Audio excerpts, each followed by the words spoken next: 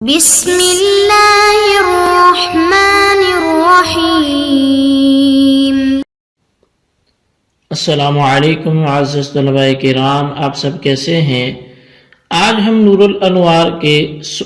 سبق نمبر 299 کو پڑھیں گے۔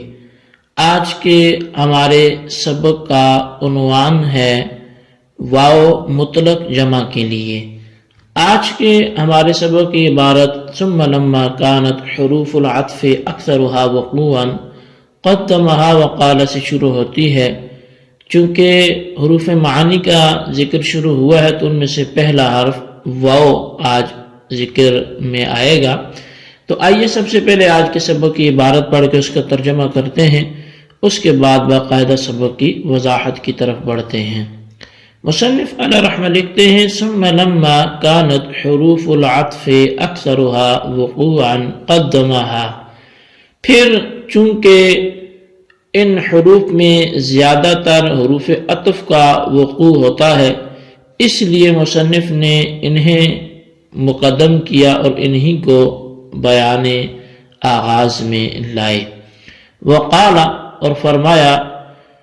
فالواو لمطلق العطف من غیر تعرض لمقارنة ولا ترتیب، پس واو مطلق عطف کے لیے آتا ہے بغیر درپے ہوئے مقارنت کے اور ترتیب کے، یعنی ان الواو لمطلق الشرکة فإن كان في عطف المفرد على المفرد فالشركة ثابتة في المحكوم عليه أو به، وإن كان في عطف الجمل فالشركة في مجرد الثبوت والوجود۔ فرمایا کہ یعنی کہ واو مطلق شرکت کے لیے ہے، پس اگر واو عطف مفرد علی المفرد میں ہو تو شرکت محکوم علیہ میں ہوگی یا محکوم بھی میں ہوگی، اور اگر جملوں کے عطف میں ہو تو شرکت صرف ثبوت اور وجود میں ہوگی۔ وبالجملة هو لا يتعرض للمقارنة كما زعمه بعض أصحابنا ولا للترتيب كما زعمه بعض أصحاب الشافعي رحمهم اللہ تعالی۔ فرمایا کہ یہ حاصل یہ ہے کہ واو مقارنت کے درپے نہیں ہوتا جیسا کہ ہمارے بعض احناف کا خیال ہے، اور نہ ترتیب کے درپے ہوتا ہے جیسے کہ بعض اصحاب شوافی کا یہ خیال ہے۔ تو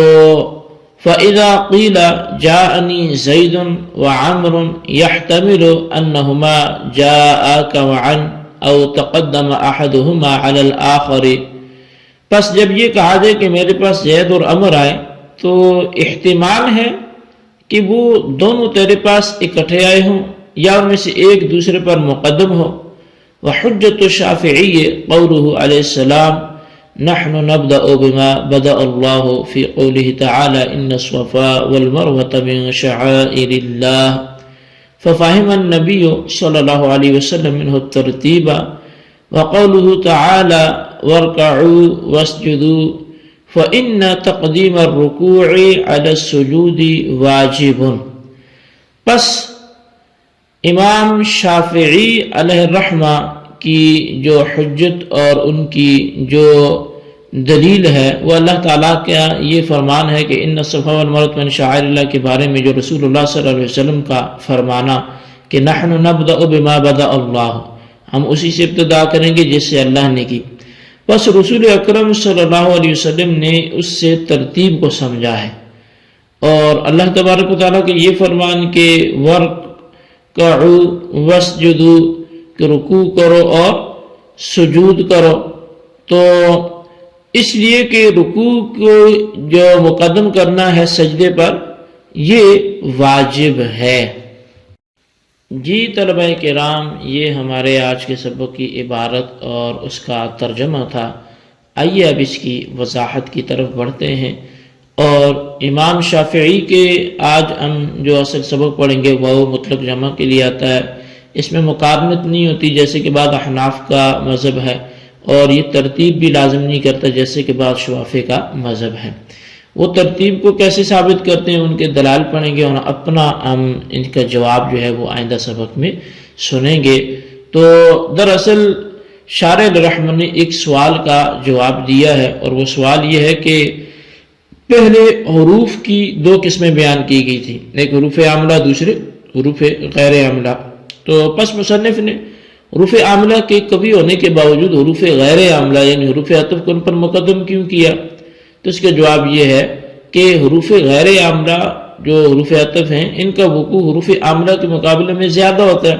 تو لہذا کثرت وقوع کی وجہ سے حروف غیر عاملہ کو مقدم کیا گیا۔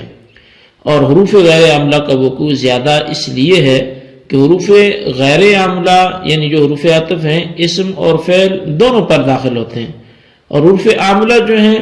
وہ جیسے حروف جر، کلمات شر، یہ دونوں پر داخل نہیں ہوتے، بلکہ حرف جر صرف اسم پہ داخل ہوتا ہے اور کلمات شرط جو ہیں وہ صرف فعل پر داخل ہوتے ہیں۔ رہا یہ سوال کہ واو کو دوسرے حروف عاطفہ مثال کے طور پہ فا ہے، سما ہے، تو یا دیگر حروف ہیں تو ان پر مقدم کیوں کیا گیا؟ تو اس کا جواب یہ ہے کہ واو کا مدلول مطلقاً دو چیزوں کو جمع کرنا ہے، اس میں نہ مقارنت کی قید ہوتی ہے نہ اس میں ترتیب کی شرط ہوتی ہے،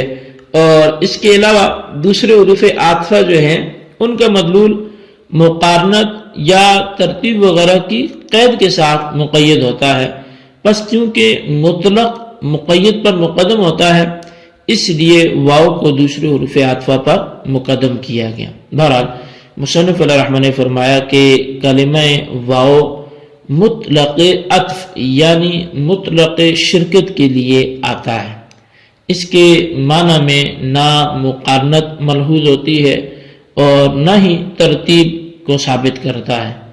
مقارنت کا مطلب یہ ہے کہ دو چیزوں کا ایک زمانے میں جمع ہو جانا، اور ترتیب کا مطلب یہ ہے کہ حروف عطف کے بعد جو ما بعد ہے وہ اس کے ماقبل سے زمانے میں مؤخر ہونا، یعنی جو عطف سے پہلے آ رہا ہے وہ زمانے میں ما بعد سے پہلے ہی ہو، اور جو بعد میں آ رہا ہے وہ زمانے میں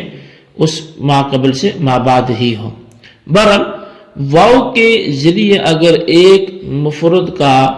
دوسرے مفرد پر عطف کیا گیا ہو تو شرکت صرف محکوم علیہ میں ہوگی، جیسے قام وقعد زید، یعنی زید کھڑا ہوا اور بیٹھا۔ اب اس مثال میں زید جو ہے وہ محکوم علیہ پر قیام اور قعود دونوں کا حکم لگایا گیا ہے، یا صرف محکوم بھی میں شرکت ثابت ہوگی، جیسے قام زید و عمر، زید اور عمر کھڑے ہو گئے، یعنی قیام جو ہے وہ محکوم بھی میں زید اور عمر دونوں شریک ہیں۔ اور اگر واو کے ذریعے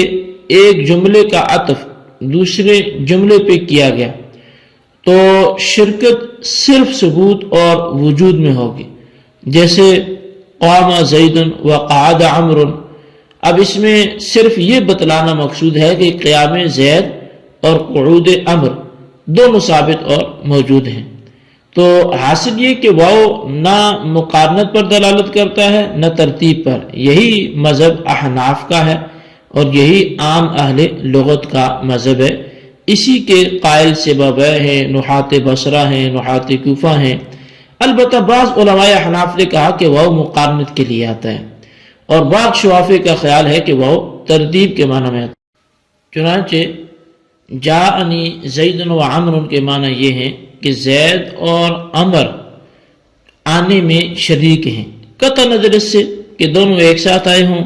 اور قطع نظر اس سے کہ زید پہلے اور عمر بعد میں آیا ہوں۔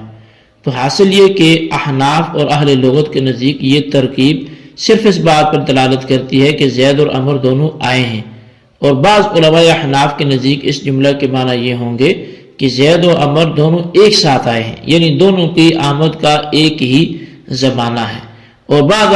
جو شوافے ہیں ان کے نزدیک معنی یہ ہوں گے کہ زید پہلے آیا اور عمر اس کے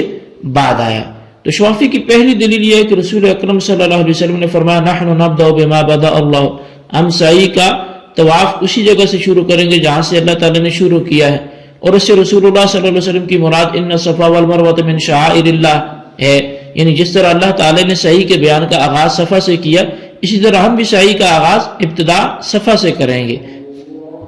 بعض شوافی یہ کہتے ہیں کہ نبی علیہ السلام نے اللہ تعالیٰ کے اس قول سے یہ سمجھا کہ واو ترتیب کے لیے، چنانچہ واو اگر ترتیب کے لیے نہ ہوتا تو رسول اللہ صلی اللہ علیہ وسلم اس طرح نہ فرماتے،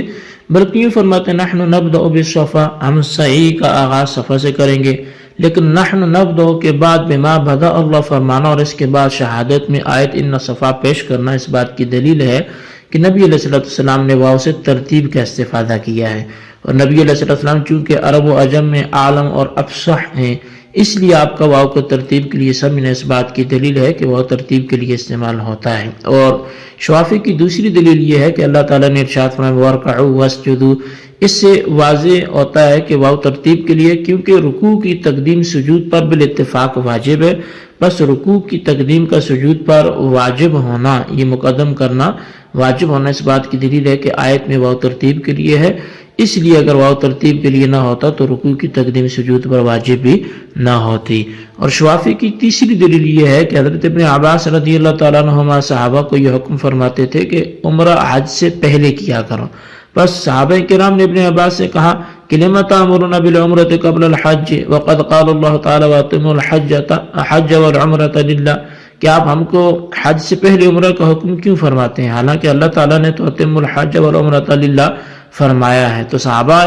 جو فصحائے عرب میں سے ہیں اور انہوں نے یہ سمجھا کہ اللہ تعالیٰ نے حج اور عمرہ کو واو کے ذریعے ذکر کیا اور واو ترتیب کے لیے ہے، لہذا حج پہلے اور عمرہ بعد میں ہونا چاہیے۔ بس صحابہ کو یہ سمجھنا بھی اس بات کی دلیل ہے کہ واو ترتیب کے لیے ہے۔ یہ سارے امام شافعی کے دلائل تھے، اور آج کے سبق اتنا ہی، بس اس کو آپ ذہن میں رکھیں، آئندہ احناف کا مذہب اور ان کی دلیلیں پیش کی جائیں گی۔ آج کے لیے اتنا ہی کافی ہے، جو پڑھا سنا اسے یاد رکھیں، اس کا خلاصہ رجسٹر پر لکھیں، بالخصوص ان سوالات کے جوابات دیں۔ سوال نمبر 1 یہ ہے کہ حروف عاملہ پر حروف غیر عاملہ کو مقدم کرنے کی وجہ تحریر کریں، اور سوال نمبر 2 یہ ہے کہ واو ترتیب کے لیے ہے، شوافی کی کوئی سی ایک دلیل تحریر کریں۔ اللہ تبارک و تعالیٰ سے دعا ہے جو کچھ ہم نے پڑھا سنا اسے یاد رکھنے کی توفیق نصیب فرمائے، آمین بجاہ النبی الامین صلی اللہ علیہ وسلم۔